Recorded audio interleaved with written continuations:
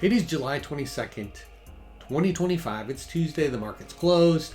I have some great Bitcoin news today for you. The second article, I really need you to stick around because there's some important information in there.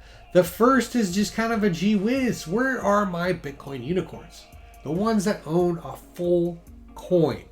This article highlights how rare that actually is. According to blockchain data, 827,000 to 900,000 people globally. And although that seems like a large number, there's 8 billion people on planet Earth. And that means you're less than a fraction of a percent that actually owns a full coin. Hopefully you're tuning in and you're gathering this news and you were able to achieve that milestone status. Out of all the people doing crypto, if you take 1,000 of them, 2 of them have a full coin on average. Now, comparing to millionaires, there's 16 million millionaires and less than 1 million of those have a full coin. So that you're already an elite company, according to this article. Now, why is that? Well, a lot of the infrastructure that drives Bitcoin isn't available globally. Electricity, there's underserved banking across the globe, and a lot of these countries, as they evolve, are going to go straight into the blockchain. They're going to bypass banks altogether. They're going to use a cell phone and crypto and a wallet. And that's interesting to me as more people jump on the ship. How do you get to a full coin? In this article, it highlights dollar cost averaging, which is essentially buying when it's low, buying when it's high, buying when you have some extra funds. And over time, you're able to collect hopefully a full coin, but it becomes more and more difficult as the price of Bitcoin goes higher and higher and higher. The other issue is if you have all your assets tied up into one thing, that's risky, and no financial advisor would ever advise that, and I am not that. So don't do what I do, but I do demonstrate what I do.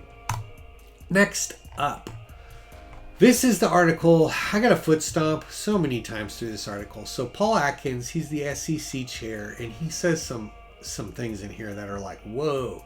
First off, he talks about the Genius Act and the stable coins and what that's going to do to essentially Ethereum. Apparently, most of these stable coins ride across the Ethereum network. And if you think back to the upgrade a while ago on Ethereum, as transactions happen, it burns Ethereum.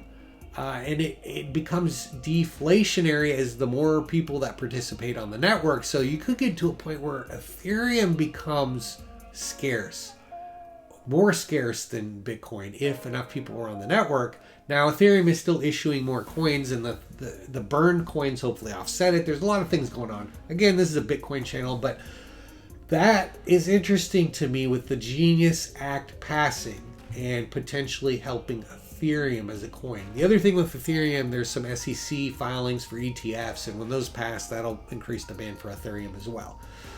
But there's one bombshell in here, and I'm just trying to find it. He's suggesting that Ethereum and potentially Bitcoin are not necessarily securities.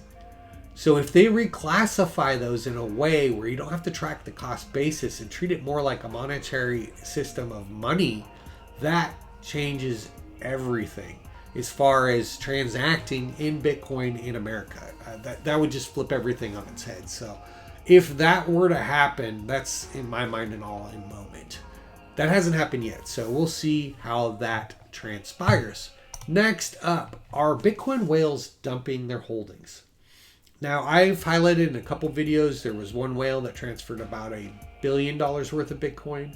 And then there was another one that I highlighted that sold $8.5 billion worth of Bitcoin. And these wallets have been idle for like 14 years. Apparently, we don't necessarily have all our reporting facts straight. What it's saying is that this whale, this 80,000 Bitcoin was transferred. And then more likely than not, it's not a full out sale. It's a staggered sale over time. So they're not necessarily flooding the market all at once, which could potentially pull Bitcoin back potentially hard. So it's more of a staggered sale, and it doesn't necessarily mean this whale is selling all of it. So something, again, to keep an eye on, because Bitcoin supply and demand. If you have these original whales that are holding so much of it dump their Bitcoin all at once, that would have a negative effect on Bitcoin pricing, in my opinion. So where is Bitcoin right now?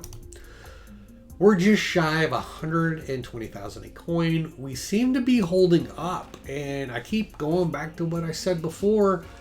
We were at that 100 to 110 range. We grinded around for about 6 weeks in there, and now we've hit that psychological barrier of 120. We're waiting for the sellers to exhaust themselves until we can make the next leg up. My prediction was mid-August, mid to late August, but who knows, right? Nobody knows for sure, right?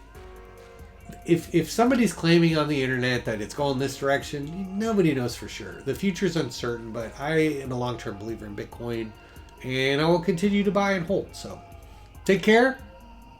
Happy Bitcoining. Hold on.